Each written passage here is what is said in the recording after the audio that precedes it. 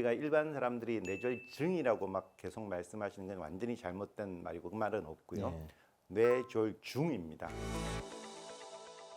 오늘 뇌졸중 전문가이신 서울성모병원 신경외과 신용삼 교수님을 모시고 뇌졸중, 뇌동맥류, 뇌혈관 질환에 대해서 알아보는 자리 마련했습니다. 신 교수님 반갑습니다. 반갑습니다. 이 뇌졸중이 어떤 질환인지. 뇌졸중이라는 것은 굉장히 광범위한 병을 말하는 겁니다. 쉽게 생각하면 혈관이 막히고 터지는 겁니다. 우리가 쉽게 말하면 막히는 것은 뇌경색, 그다음에 터지는 것은 뇌출혈이라고 하는 겁니다. 혈관이 이게 우리가 나이가 들면서 혈관에 찌꺼기가 쌓여가지고 혈관이 막히는 경우가 있고 어떻게 보면 상반된 개념인데 혈관벽이 약해서 터지는 거를 뇌출혈이라고 하는 건데 그 두 가지를 다 합쳐서 뇌졸중이라고 하고 우리가 일반 사람들이 뇌졸중이라고 막 계속 말씀하시는 건 완전히 잘못된 말이고 그 말은 없고요. 뇌졸중입니다. 그래서 우리 과거 말하는 중풍이라는 개념도 같은 말입니다. 그래서 머리가 갑자기 졸도를 해서 그 상태로 쭉 유지된다 이런 개념으로 해서 뇌졸중이라는 말을 쓰는 겁니다. 이게 왜 치명적인 겁니까? 두 가지 개념인데요. 치명적이라는 거는 갑자기 돌아가실 수 있는 병입니다. 갑자기 사람이 돌아갈 수 있는 크게 두 가지입니다. 심근경색, 혈관이 심장 혈관이 막히든지 머리가 혈관이 출혈하든지 그러니까 갑자기 즉사할 수 있는 질병이다 있기 때문에 중요한 질환이고 저는 그것보다는 즉사하고 이런 문제보다는 장애를 남기는 질환이다는 것 때문에 훨씬 더 중요한 질환이라고 생각을 합니다. 우리가 대부분 뇌경색이나 뇌출혈은 사망한다기보다는 뇌라는 거는 한번 망가지면 돌이키기가 어렵습니다. 어떤 식으로는 뇌출혈이든 뇌경색이든 뇌 조직이 파괴가 되면 그만큼 장애가 남고 그 장애는 평생 가기 때문에 훨씬 더 우리가 중요하게 생각하는 질환입니다. 이게 이제 혈관이 조금 다른 건데 사람들이 알기 쉽게 설명하면 어떤 거냐면 우리가 혈관이라는 거는 수도 파이프라고 생각하시면 됩니다. 수도 파이프인데 우리가 이제 오래 살지 않습니까? 오래 살면 여러분 상식적으로 수도 파이프를 60년을 써보십시오. 어떤 식으로 녹이 쓸잖아요. 녹이 쓸어서 막히면 뇌경색이고 녹이 쓸어서 바스라지면 뇌출혈이라고 보면 되는 거거든요. 우리가 살다 보면 60년을 그 수도 파이프를 쓰면 녹이 쓰는 건 당연한데 어떤 사람은 우리가 압력을 세게 틀면 녹이 많이 쓸 거고 그렇죠. 압력을 작게 틀면 녹이 적게 쓸고 여러 가지 요인들이 다르잖아요. 우리가 수도 파이프를 좋은 걸 쓰면 좀 적게 녹 쓸고 나쁜 걸 쓰면 녹이 많이 쓰고 그게 이제 뇌졸중이고 그렇게 설명하는 게 가장 많습니다. 그래서 우리가 암이라는 것은 어떻게 보면 죽고 살고 하고 완치 개념이 있는 거잖아요. 근데 뇌졸중은 사실 완치 개념은 없는 겁니다. 이제 우리가 평생 조절하면서 살고 예방하고 그다음에 치료가 만약에 그런 걸 많이 당했을 때는 또 치료하고 또 향후 재발을 막고 이런 식으로 계속 평생을 관리해야 되는 질환이다. 그렇기 때문에 훨씬 더 중요한 질환이다 저는 보고 있습니다. 이 뇌졸중이 호발하는 연령대가 있습니까? 당연히 나이가 많은 사람이 제일 큰 나이라는 팩터가 제일 큰 겁니다. 아무래도 젊은 사람이 생기는 것은 대부분 유전적인 어떤 질환을 가지고 있는 사람이 생기고 대부분 나이가 10살이 많아지면 2배씩 증가되는 그게 제일 많은 거고 뇌동맥류 같은 경우는 젊은 사람에도 많이 생긴다. 그런 거는 여러 가지 담배, 스트레스나 이런 관계가 있기 때문에 특별한 질환은 좀 젊은 연령에 생기는 게 있지만 전체적으로 뇌졸중은 나이가 많이 갈수록 높아진다. 우리가 오래 살수록 많은 사람들이 평생 한번 뇌졸중을 겪을 가능성이 상당히 높다. 이렇게 보시면 될 겁니다. 그러면은 이게 이제 나이가 많아진다라고 했을 때 점증하는 그 구간이 있을 거란 말이에요. 그런 질문인데 그는 남녀로 바꿔서 말씀드리면 여자의 경우는 대부분 폐경을 기준으로 봅니다. 폐경이 이제 에스트로겐이라는 호르몬이 이제 감소되면서 혈관의 변화를 많이 에스트로겐이라는 호르몬이 혈관의 탄력성을 유지하는데 그게 없어지면서 문제가 생길 수 있죠. 기본적으로 남녀를 통틀하면 40대 넘어서 이제 퇴행이 시작되니까 많이 생긴다. 여자를 기준으로 말하면 꼭 집어서 말한다면 폐경 전후다. 고 말씀하시면 되고요. 그러니까 점차적으로 증가하는 것은 당연한데 그거의 다른 팩터는 폐경이다. 남자는 조금 다른데요. 사회생활이 굉장히 왕성한 시절이 40대 정도잖아요. 그죠? 그렇죠. 술도 많이 먹고 담배도 많이 피우고 회사도 많이 스트레스도 있고 그래서 생각보다 40대, 50대, 40대 요럴 때 병이 호발을 많이 합니다. 근데 이제 제일 문제는 가장 왕성한 시기에 이제 이런 뇌경색, 뇌출혈이 생기고 그로 인해서 장애가 생기면 완전히 모든 사회적이나 모든 그 손실이 엄청나지 않습니까? 가정적으로도 그렇고. 그렇기 때문에 생각보다 훨씬 더 뇌졸중에 대해서 경각심을 가져야 되는 겁니다. 요즘 회사 같은 데서 가끔 건강검진을 많이 하지 예, 않습니까? 그러다 보니 그전에 몰랐던 것들을 예. 조금만 더 발견하는 경향이 있어서 20대, 30대에도 병을 많이, 뇌혈관 질환이 많이 발견이 되거든요. 그래서 아마 그 요인이 제일 큰 것 같고, 그다음 전체적으로도 또 뭐 여러 가지 담배 피는 연령이나 예를 들면 마약 같은 문제도 있고 이런 경우도 혈관 질환에 상당히 관계가 있거든요. 그래서 꼭 그렇다면 전체적으로는 젊은 시절에도 이런 뇌졸중 빈도가 옛날보다는 늘어난다 볼 수 여러 가지 팩터가 있겠지만 뇌졸중은 여러 가지 뭐 나중에도 나오겠지만 고혈압, 당뇨, 고지혈증, 비만 이런 게 다 종합증이거든요. 그럼 당연히 뭐 어린 학생들, 뭐 초등학생, 중학생, 고등학생 비만 많고 그런 학생들이 좀 크면서 이제 20대가 되면 당연히 20대라고 그 혈관에 기름기가 안 끼는 게 아니잖아요. 그러면서 뇌졸중 생기고 운동 안 하고 그런 요인이 많이 해서 젊은 층이 뇌졸중이 증가된다고 볼 수 있습니다. 이런 유형의 사람들, 이런 생활 습관을 가진 사람들이 뇌졸중에 조금 더 위험이 높더라. 뇌졸중은 제 1번으로 물어보면 가족력입니다. 제일 중요한 거를 말하자면 집안에 뇌졸중 병력이 있는지 없는지가 제일 중요한 거. 그건 왜 그러냐면 사는 게 다 비슷하지 않습니까? 그죠? 그렇죠. 먹는 거 비슷하고 그다음에 고혈압이 있어도 또 비슷하고 그다음에 생활 습관도 성격도 비슷하지 않습니까? 그렇죠. 꼭 하나를 찝으라면 가족력. 그 다음에 꼭 뭐 두세 가지를 찝으라 그러면 저는 고혈압, 당뇨, 담배를 찝을 것 같습니다. 위험 요인을 갖고 있는 사람들이 그런 느낄 수 있는 증상 같은 게 좀 있을까요? 저는 거의 없다고 봅니다. 아. 왜냐면 뇌졸중은 첫째 검사하기 전에 혈관의 질환이기 때문에 내가 혈관이 얼마나 막혔는지를 알 수 있는 방법은 없습니다. 그리고 아까 침묵의 살인자라고 말씀하셨던 게 뭐냐면 혈관이라는 거는 피를 공급하는데 그게 뭐 50%가 막혔다 해도 피는 가거든요. 증상이 안 나타나는 거죠. 그러다가 어느 우리 말하는 스레시홀드 그 가역치를 넘어가면 문제가 생기기 때문에 대부분 아무 문제가 없는 경우가 많기 때문에 아마 침묵의 살인자 이런 말을 할 겁니다. 그다음에 젊은 층에 생기는 사람들은 특히 무슨 머리에 검사하기 전에는 머리에 병이 있는 거 알 수가 없지 않습니까? 머리에 내가 뭐 혈관 기형이 있다든지 이런 거는 검사하기 전에 알 수가 없거든요. 그렇기 때문에 갑자기 생긴다 이렇게 볼 수가 있습니다. 그래서 뭐 아주 운이 좋은 사람들 우리가 뭐 혈관이 약간 막혔는데 그런 게 뭐 찌꺼기 같은 게 날아가서 잠시 뭐 어떤 한쪽에 힘이 빠진다 이런 증상이 나타나지 않는 이상은 거의 대부분 자각 증상이 없다고 보면 됩니다. 동맥경화는 왜 발생하는지. 쉽게 생각하면 이런 겁니다. 저는 이제 머리 수술을 또 하는 사람이니까 제가 머리 수술할 때 매일 뭐 나무 머리를 열고 혈관을 보고 이렇게 하는데 수술하면서 혈관을 보면 예를 들면 젊은 사람 아니면 건강한 사람 혈관은 뭐 쉽게 생각하면 분홍빛입니다. 제가 혈관을 이렇게 만지면 혈관이 탄력성이 있고 분홍 색깔이에요. 그런데 담배 피는 사람, 혈압이 높은 사람 이런 사람 내가 수술하다가 이 사람이 혈관이 하얗게 변했어. 바깥을 봤을 때. 그거 만지면 우리가 뭐 이렇게 수술하다 보면 혈관을 만지잖아요. 핀셋으로 이렇게 탁탁 만지면 딱딱해. 혈관이 수축도 했다가 이완도 됐다가 이러면서 이게 적절하게 유지를 하는데 혈관이 딱딱하게 변하면 수축 이완이 안 되죠. 정말 놀라운 건데 수술할 때 딱 보면 동맥경화가 있는 사람은 혈관이 하얘진 겁니다. 딱딱해지면 그 안에 찌꺼기가 낀 거잖아요. 그 찌꺼기 낀 게 막히면 막히는 거고 찌꺼기 낀 게 머리로 더 날아가면 뇌졸중이 생기는 거고 탄력성이 없으니까 찌꺼기가 낀 게 하얀 게 바스러지잖아요. 뇌출혈이 뇌출혈이 되는 겁니다. 너무 놀라울 정도로 바깥으로 봐도 보여요. 그래서 동맥경화라는 거는 혈관이 이제 서서히 파괴가 되는 거죠. 두 번째, 담배는 다른 개념인데 뇌혈관이라는 거는 벽이 5겹으로 이루어졌거든요. 그러니까 이런 게 이렇게 혈관벽이 5겹으로 있는데 니코틴이나 이런 것들이 혈관벽에 있는 세포를 파괴를 해요.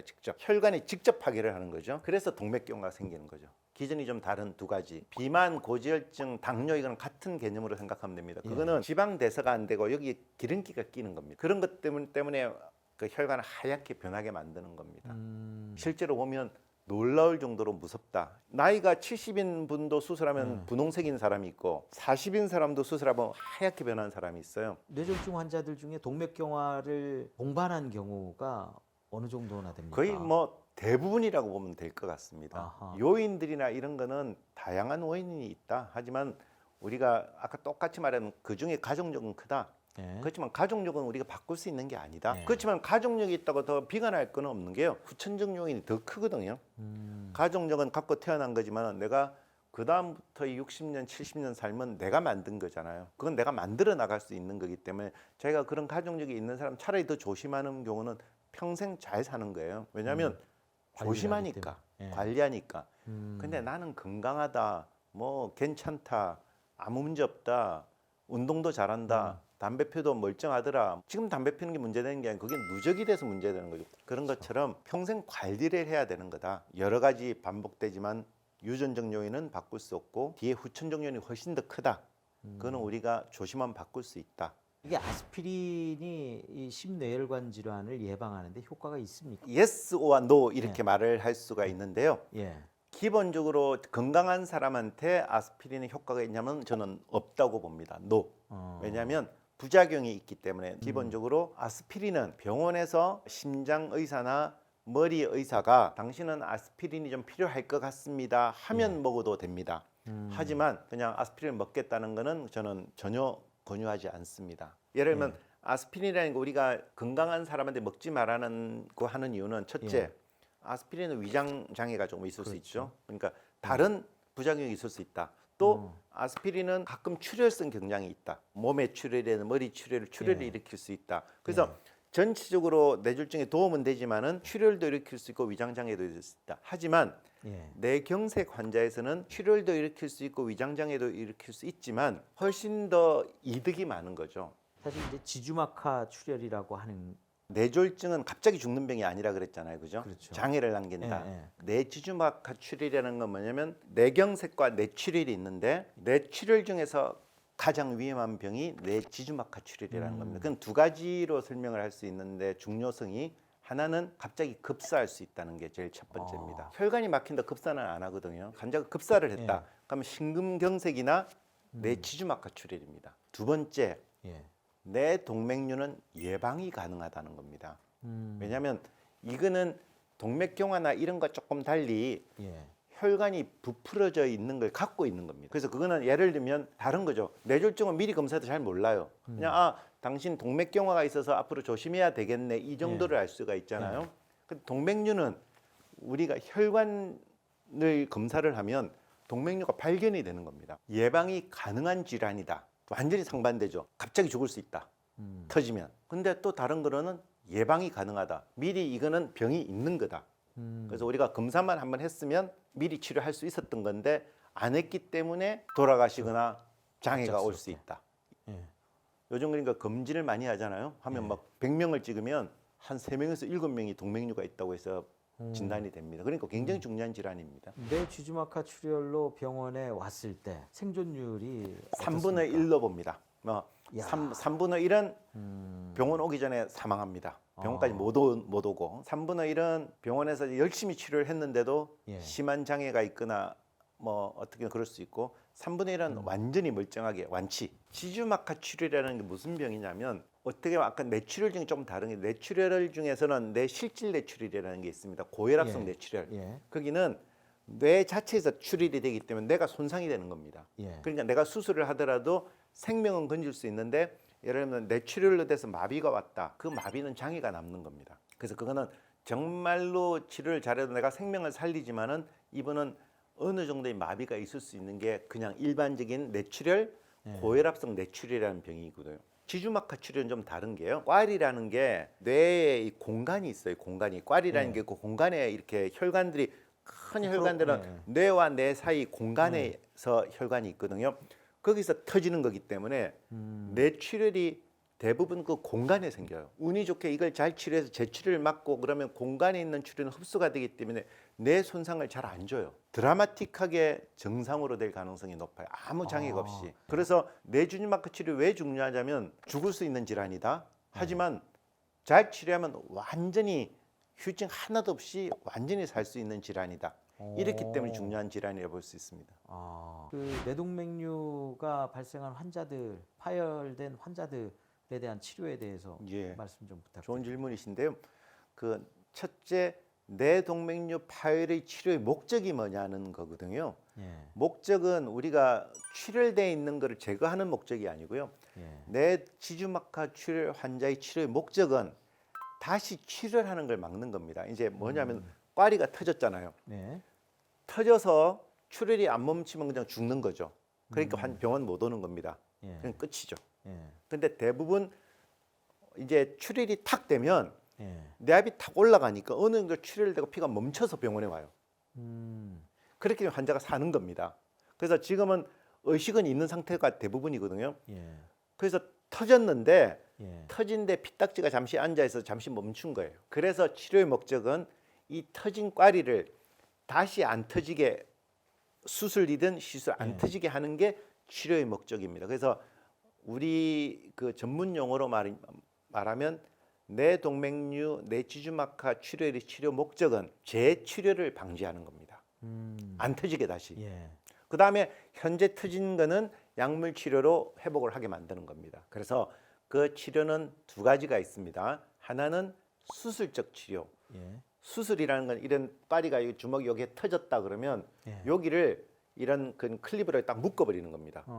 수술 머리를 열고 들어가서 이렇게 딱 묶어버리는 겁니다. 묶어버리는데 여러분 사람들이 선생님 뭐 내 수술하면 내가 다 망가지고 그렇지. 요즘은 그런 시절이 아니고요. 내 수술도 우리가 말하면 정말 잘하는 모든 여기 우리나라의 그 경험 있는 신경외과 의사들은 대부분 다 잘합니다. 그래서 뇌를 손상시켜 주는 게 아니고 머리 안에 공간이 있거든요. 공간으로 이 꽈리 터진 걸 묶어버리는 겁니다. 그런 치료가 수술적 치료라는 게 있고요. 네. 두 번째는 이 꽈리 터진 거를 요런 꽈리가 있는 거를 어디로 가냐면 이 허벅지에 있는 혈관을 통해서 관을 네. 요렇게 올려요. 음. 요렇게 올려서 요렇게까지 올라가서 예. 요 꽈리 안에다가 아주 미세 도관을 넣고 이렇게 엑스레이를 보면서 예. 미세 도관을 넣고 여기다 백군 코일을 집어넣어요. 음. 그러면 터진 꽈리에다가 이렇게 뭘 채워 넣는 거죠. 그렇죠. 넣으면 어떻게 되겠습니까? 채워 넣으면 피가 이 안으로 못 들어가겠죠. 그래서 이게 안 터지게 만드는 겁니다. 아하. 그래서 지금은 전 세계적으로 예. 머리 열지 않고 치료하는 경우가 70에서 80%. 그래서 예. 대부분 왔을 때 시술을 첫 번째 선택을 주는 겁니다. 예. 그래서 한 7, 80% 정도 시술을 한다. 예. 그중에 20, 30% 정도 수술을 한다. 그러면 어떻게 결정합니까? 이 동맥류와 이 동맥류 환자 나이, 모양, 크기, 위치에 따라서 이게 더 좋고 이게 더 좋고 이런 게 대부분 많이 알려져 있습니다. 그래서 어떤 분들은 당신은 수술이 좋겠습니다 하는 게 제일 그 환자분들이 잘 이해 못 하시는 부분이 무조건 시술을 할 때 머리 안 여는 게 안전하다고 생각하는데 그거는 아닙니다. 머리 안 여는 게 안전한 게 아니고 어떤 때는 머리 여는 게 안전하고 어떨 때는 이거는 머리 안 여는 게 안전하고 이런 다 다르기 때문에 그 선택은 전문가가 한다. 하지만 비슷했을 때는 머리 가급적 안 여는 방향으로 간다. 그다음에 한 70에서 80% 정도는 요즘은 시술을 한다. 이렇게 설명드릴 수 있을 겁니다. 예방에 대해서 좀 한번 얘기를 해보죠. 그 많은 사람들이 이제 심뇌혈관 질환을 예방하기 위해서 어떤 생활 습관을 가져야 되는지. 사실은 우리가 심뇌혈관이라는 말을 하는 거는 심장혈관이나 머리혈관이 똑같습니다. 예. 그래서 그렇기 때문에 모든 공통된 요인이 있는 겁니다. 예. 가족력, 그건 우리가 예. 바꿀 수 없는 거기 때문에 그건 제외하고 예. 그 다음부터는 우리가 말하는 고혈압, 당뇨, 고지혈증, 담배 말씀드렸죠. 예. 그 다음에 뭐 비만, 뭐 스트레스 이런 것들이 다 복합적인 요인으로 작용을 합니다. 예. 그래서 그거를 다 관리를 할 수는 없는, 뭐 하는 게 최선이거든. 그래서 그래도 제가 항상 1번으로 중요하게 생각하는 건 1도 혈압이고 2도 혈압입니다. 그래서 하나를 말하라 그러면 저는 무조건 고혈압입니다. 그래서 고혈압은 사실은 참 알 수가 없는 건데요. 그래서 저는 항상 환자분이 저한테 물어보면 고혈압은 근처 병원에서 관리를 하자. 고혈압은 오늘 나한테 와서 병원 앞에서 혈압을 잰 게 높은 건 아니다. 왜냐하면 병원에 가서 높을 수도 있고 그러는 경우에 그런 요인이 있다고 하면 혈압기를 사서 집에서 아침 저녁으로 꾸준히 재서 그걸 적어오라 그럽니다. 우리가 건강검진을 다 하지 않습니까? 그러면 혈압을 재잖아요, 그죠? 그 다음에 고지혈증이라는 것도 나오잖아요, 그죠? 고지혈증이란 뭐냐면 LDL이라는 거, HDL이라는 게 있거든요. 그냥 뭐 그걸 전체를 해서 고지혈증인데 콜레스테롤 수치인데 제일 우리가 보는 건 LDL이라는 겁니다. 저밀도 콜레스테롤은 정말 나쁜 거거든요. 그게 이제 어느 정도 많이 높다 그러면 그거 관리하자. 왜냐면 그건 약 먹으면 저는 신이 내린 약이라고 생각을 합니다. 콜레스테롤 저하하는 약은 그래서 최근에 현대의학에서 가장 가장 중요한 약이 중에 하나다. 콜레스테롤 낮추는 약이 그게 심뇌혈관 질환을 정말 많이 예방한다. 그래서 저는 건강검진 같은 것에 고지혈증 있으면 고지혈증 약을 먹자. 그래서 우리가 할 수 있는 약을 먹는 건 딱 두 가지를 저는 설명을 합니다. 혈압약, 혈압이 높으면 혈압약 먹자. 고지혈증에서 고지혈증 약 먹자. 이게 딱 우리가 할 수 있는 거고 그 나머지 저는 많은 그 건강보조식품은 전혀 권하지 않습니다. 제가 이 자리에 빌어 말씀드리는 거는 나이가 드신 분일수록 조금씩 하면서 약 용량이 많아져요. 막 아스피린에 뭐에 콜레스테롤에 막 이래서 한 그렇죠. 10가지를 이렇게 네. 뭐 갖고 오는데 제가 봐도 알 수 없는 약들이 많아요. 그걸 10개씩을 드시는데 저는 그거는 정상인 사람도 약 10개를 먹으면 나쁘거든요. 뭐 특별히 예외는 있겠지만은 약을 5개 이상을 먹는 거는 굉장히 이상한 겁니다. 그래서 혈압약, 고지혈증 약, 당뇨약 요 3가지 정도는 만일 이 기준이 있다면 반드시 관리를 하자. 그 다음에는 담배 끊어라. 술에 대해서 이제 다 하지 말라면 좀 이상하잖아요. 그래서 저는 술에 대해서 강조를 안 합니다. 왜냐하면 술 당연히 과하면 나쁜데 그것까지 뭐 절대로 하지 마라, 뭐 먹지 마라 이렇게는 안 하거든요. 술은 적당히 드실 수 있는 만큼 드셔라. 술 드셔서 행복하시면 다른 거로 뭐 간이 나빠지면 모르겠지만 이건 큰 관계는 없다. 그좀 과하면 다 나쁘다. 이렇게 여러 가지를 다 하지 말라면 사람들이 다 못 지키거든요. 그렇기 때문에 저는 담배는 인생에 1도 도움이 안 되는 것 같습니다. 그렇다면 또 다른 분들이 또 저보고 그러더라고요. 난 담배 피면서 스트레스가 쫙 풀리니까 그런 의미에는 도움이 될 수 있지만은 인생은 덕과 실이 있는 겁니다. 담배를 피면서 스트레스가 풀릴 수도 있지만 더 많은 실이 있는 거거든요. 그래서 요약하면 고혈압, 당뇨, 고지혈증은 약을 먹는 질환입니다. 약을 먹어라. 담배는 먹지 마라. 피지 마라. 그게 답니다.